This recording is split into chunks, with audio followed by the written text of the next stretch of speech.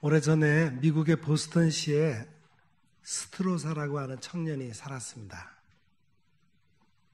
이 스트로사는 아주 꿈이 많은 청년이었어요. 그는 꿈을 이루기 위해서 사업 계획을 세우고 사업에 필요한 자금을 빌리기 위해서 바턴이라고 하는 부자에게 찾아갔습니다. 청년이 바턴에게 사업 계획을 설명하고 $2,000를 빌려달라고 간청했습니다. 모르는 청년이 갑자기 찾아와서 $2,000를 빌려달라고 하자 당황하고 어이가 없었습니다. 부자 바턴이 청년에게 물었습니다. $2,000를 빌려주면 나에게 맡길 담보가 있는가?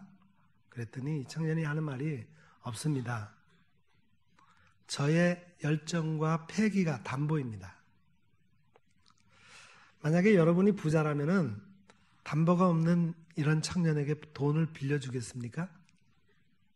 주변 사람들도 그에게 돈을 빌려주지 말라고 다 만류했어요. 하지만 바턴은 청년의 사업 계획서와 패기와 열정을 믿고 투자한다는 마음으로 $2,000를 빌려주었습니다. 이때부터 돈을 빌려준 사람과 돈을 빌려간 사람 중에 누가 조바심을 가지고 기다릴까요? 저는 돈을 빌려준 사람이 더 기다릴 것 같아요.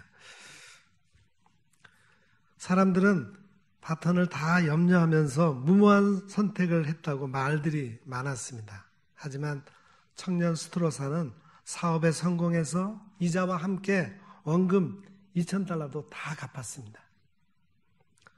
10년 후에 세계적인 대공황이 와서 부자 바턴이 운영하던 회사가 파산할 지경이 되었습니다. 이 사실을 알게 된 스트로사가 바턴에게 찾아가서 물었습니다. 사장님, 현재 갚아야 할 부채가 얼마나 됩니까? 제가 그 부채를 갚아드리고 싶습니다. 바턴이 당황한 표정을 지으면서 말했습니다. 아니, 오래전에 내가 빌려준 $2,000는 다 갚지 않았는가? 스트로사가 바턴에게 말했어요. 사장님께서 저에게 빌려주신 돈은 지난 시절에 모두 다 갚았습니다. 하지만 저를 믿고 도움을 주셨던 그 은혜는 그대로 남아 있습니다. 그때 $2,000를 빌려주시지 않았다면 제가 오늘 이렇게 큰 부자가 되었었겠습니까? 사장님의 믿음과 그 은혜는 돈으로 갚아진다고 생각하지 않습니다. 스트로사는 바턴의 부채 $75,000를 갚아주었어요. 바턴은 스트로사의 도움으로 사업을 재기할 수 있었습니다. 그리고 두 사람이 모두 사업을 크게 성공했다는 그런 미담입니다. 여러분, 인생을 살아가는데 중요한 요소들이 많이 있습니다. 인생의 성공은 좋은 만남입니다. 만남은 믿음과 은혜의 균형 안에서 서로의 삶을 지속하게 합니다. 빅데이터로 분석해 본 결과 믿음과 은혜가 서로 비례관계가 있다는 거예요. 믿음이 깊은 사람은 은혜를 오래 기억하고 은혜를 오래 기억하는 사람은 믿음이 성숙해진다는 것입니다. 그런데 빅데이터의 분석보다 훨씬 더 그 이전에 하나님께서는 사도 바울을 통해서 이미 그러한 상관관계를 말씀해 주셨어요. 우리가 믿음으로 의롭다 하심을 받았으니 우리 주 예수 그리스도로 말미암아 하나님과 화평을 누리자. 또한 그로 말미암아 우리가 믿음으로 서 있는 이 은혜에 들어감을 얻었으며 하나님의 영광을 바라고 즐거워하느니라. 그렇습니다. 믿음은 어려운 환경, 예기치 못한 상황에서도 승리하고 성공으로 이끄는 비결이에요. 믿음이 있어야 바라고 소망하고 또 오래 참고 기다릴 수 있습니다. 또한 받은 은혜를 기억하고 그 은혜에 감사하는 마음이 좋은 관계를 유지하는 비결입니다. 이런 좋은 관계가 성공의 비결이요 승리의 원동력입니다. 사상가 키케로가 말했습니다. 은혜를 갚는 것보다 더한 의무는 없다. 우리는 받은 은혜를 얼마나 오래 기억하며 살아가고 있습니까? 받은 은혜에 감사하고 좋은 관계를 유지하고 있습니까? 시편 기자도 고백했어요. 여호와는 은혜로우시며 의로우시며 우리 하나님은 자비하시도다.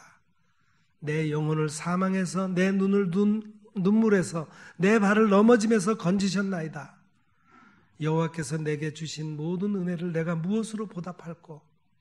내가 구원의 잔을 들고 여호와의 이름을 부르며 여호와의 모든 백성 앞에서 나의 서원을 여호와께 갚으리로다.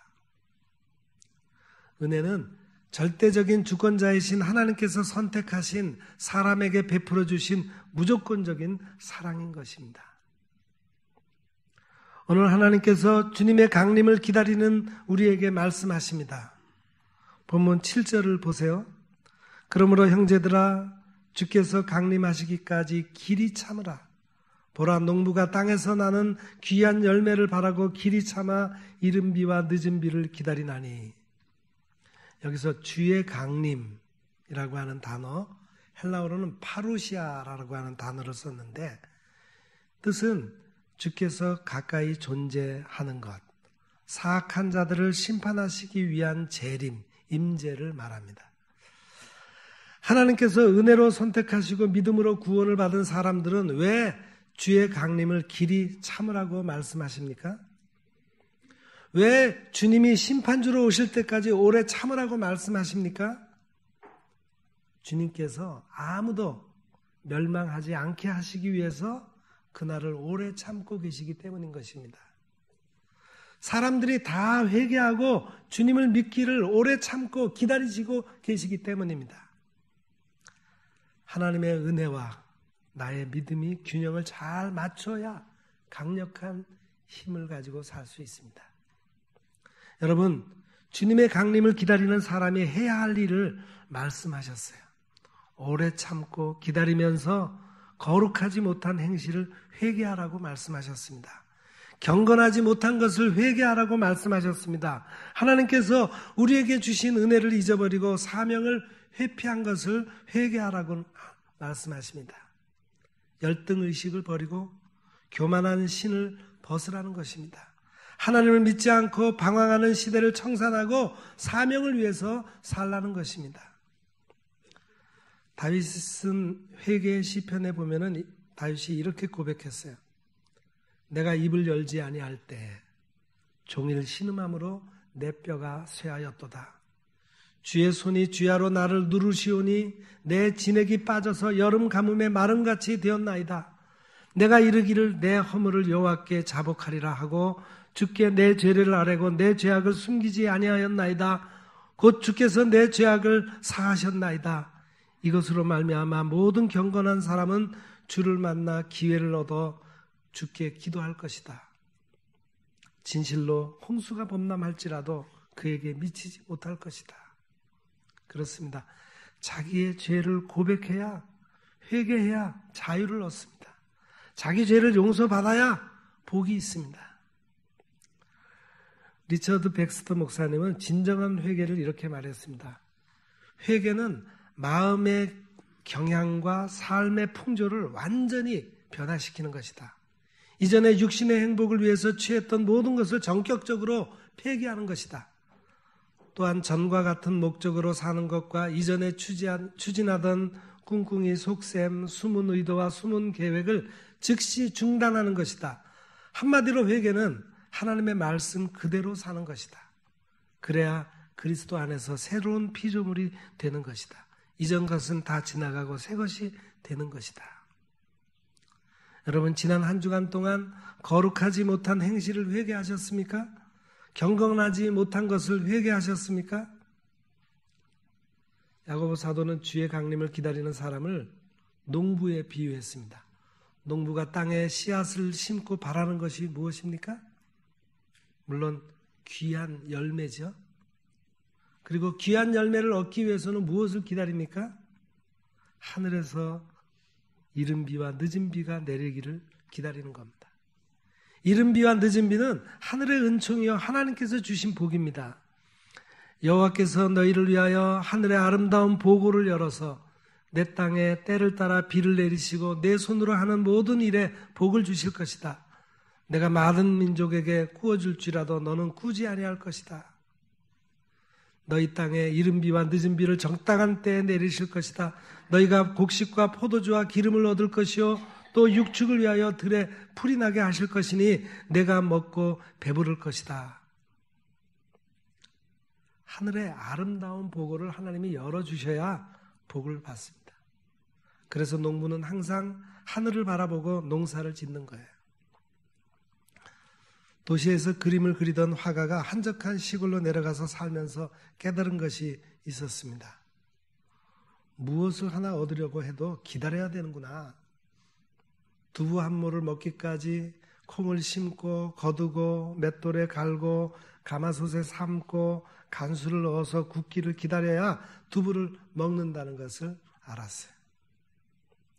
가난은 무능의 소산이 아니라 깨달음의 소산이구나. 그러면서 예수님께서 말씀하셨던 팔복이 생각났습니다. 심령이 가난한 자는 복이 있도다. 왜냐하면 천국이 저들의 것이기 때문이다. 진정한 아름다움은 인내와 시련의 긴 터널을 통과해서 오는 소중한 열매라는 것을 깨닫고 나서 그 화가는 자신의 그림의 세계가 달라졌다는 것입니다. 지금 우리는 믿음의 세계가 얼마나 달라졌습니까? 여러분, 주의 강림이 가까울 때 성도들이 무엇을 해야 합니까? 주님의 강림을 기다리는 사람이 어떻게 살아야 합니까? 오늘 하나님의 말씀은 우리에게 이렇게 말씀하십니다. 첫째는 오래 참고 마음을 굳건하게 하라는 겁니다. 본문 8절을 보세요. 너희도 길이 참고 마음을 굳건하게 하라. 주의 강림이 가까우니라. 마음을 굳게 하라라고 하는 헬라어 원어의 말 뜻은 마음을 굳게 고정시키다. 마음을 확고히 하다. 마음을 변함없게 하다. 마음을 강화시키다. 그런 뜻이 있습니다. 왜 오래 참고 마음을 굳게 하라고 말씀하실까요? 마음을 굳게 고정하지 않으면 거짓말로 근심하게 하기 때문입니다. 마음이 확고하지 않으면 여러 가지 다른 교훈에 이리저리 끌려다니기 때문입니다. 마음은 은혜로서 굳게 함이 아름다운 것이다 그랬어요. 마음이 변함이 없어야 예수님께서 강림하실 때 하나님 앞에서 거룩함에 흠이 없게 되기 때문입니다. 마음을 강화하지 않으면 죄를 범해서 마음으로 하나님을 배반하기 때문입니다. 독일의 마리아 자매회의 창설자인 바실레이 슈링크가 쓴 예수님과 멀어지는 45가지 이유라는 책에서 그는 이렇게 말했습니다. 알리고 싶지 않아 숨겨버린 말이 거짓말이다. 나의 의지에 묶여버린 마음이 고집이다. 다툼과 불안은 교회를 파괴한다. 분노는 마음의 독이다. 비웃음은 원한과 시기의 화살이다. 남을 비판하고 판단하는 것은 교만이 만든 부메랑이다. 우리의 자아가 병들면 영혼이 까다로워진다. 까다롭다는 말은 주목받고 싶은 욕구가 생겼다는 것이다. 사랑과 존경과 주목받지 못하면 병든 사람처럼 슬픈 표정을 짓는다. 짜증을 잘 내는 것은 자기 주장이 너무 강해서 자기 의도대로 진행하려고 하는 주인 노릇을 하려고 하는 모습이다. 사람들에게 무시와 냉대를 받을 때 믿음으로 하나님 감사합니다. 이렇게 말할 수 있어야 한다. 위장된 경건이 불순종이다. 자기 사랑으로 인한 무관심은 사랑이 없다. 세상 만사에 간섭하려는 욕구가 수다스러움이다. 받은 복을 잊어버리는 악함이 시기심이다. 내 것에 집착하는 마음이 인색함이다. 더 많은 것, 더 좋은 것에 대한 갈망이 탐욕이다. 탐욕은 죄요 우상 숭배이다. 믿음으로 마음을 굳게 하고 주님을 바라보고 선한 삶의 열매를 맺으면서 주님의 강림을 기다려야 합니다. 두 번째, 주의 강림을 기다리는 사람은 서로 원망하지 말라고 말씀하십니다. 본문 9절을 보세요. 형제들아 서로 원망하지 말라. 그리하여야 심판을 면하리라. 보라 심판주가 문 밖에 서 계시니라. 여기서 원망이라고 하는 단어, 헬라어로 스테나조라는 단어를 썼는데 탄식하다, 슬픔으로 신음하다, 불평하다 그런 뜻입니다. 원망하는 사람은 미련해서 자기의 길을 굳게 하고 마음으로 여호와를 원망합니다. 악한 말로 원망하면 여호와께서 들으시고 진노하시고 심판하신다 하셨습니다. 민수기 21장 4절 이하를 보면은 이스라엘 백성들이 광야에서 약속의 땅으로 가는 길이 험난해지자 마음이 속상했어요. 마음이 상하자 하나님과 모세를 원망하기 시작했습니다. 하나님께서 그들이 원망하는 소리를 들으시고 불뱀을 보내서 심판했습니다. 원망은 자기 욕망대로 채워지지 않을 때, 자기 중심적인 해석을 할 때 하나님이 계시지 않는다. 하나님이 계신다면 어떻게 이런 일이 생기겠는가 하면서 하나님을 불신하면 마음을 상하게 하고 주를 시험하는 것입니다. 예수님께서 광야에서 마귀의 시험을 받으셨어요. 예수님을 성전 높은 곳으로 세워놓고 만일 내가 하나님의 아들이라면 여기서 뛰어내려라. 예수님께서 주 너희 하나님을 시험하지 말라 하며 사탄을 물리치셨습니다. 사람이 자기 마음에 들지 않으면 하나님을 원망합니다. 원망은 하나님의 은혜를 잊어버리고 감사를 빼앗는 것입니다. 원망은 하나님을 향한 경배와 찬양의 마음을 빼앗아 버립니다. 자기 중심적인 믿음을 가진 사람은 원망의 덫에 빠진 것입니다. 반면에 믿음은 자기 판단에 의지하는 것이 아닙니다. 하나님의 섭리와 경륜에 따르고 하나님의 계획을 따르고 나를 그분에게 온전하게 맡겨드리는 것입니다. 여러분, 경건하지 않은 사람은 강팍한 말로 원망합니다. 경건하지 않은 사람은 주를 거스리고 불만을 토하고 정욕대로 행하는 사람입니다. 그 입으로 자랑을 하는 말을 하고 아첨합니다. 원망하고 불만을 토하는 사람은 당을 짓고 육에 속하고 성령이 없는 사람입니다. 반면에 주의 강림을 기다리는 사람은 거룩한 믿음 위에 자기를 건축하고 성령으로 기도하고 하나님의 사랑 안에서 자기를 지키는 사람입니다. 영생에 이르도록 예수 그리스도의 긍휼을 간절히 기다리는 사람입니다. 여러분은 거룩한 믿음 위에서 성령으로 기도하면서 주님의 강림을 기다리고 있습니까? 셋째로 주의 강림을 기다리는 사람은 주의 이름으로 말한 선지자들을 본으로 삼으라고 말씀하십니다. 본문 10절을 보세요. 형제들아 주의 이름으로 말한 선지자들을 고난과 오래 참음의 본으로 삼으라.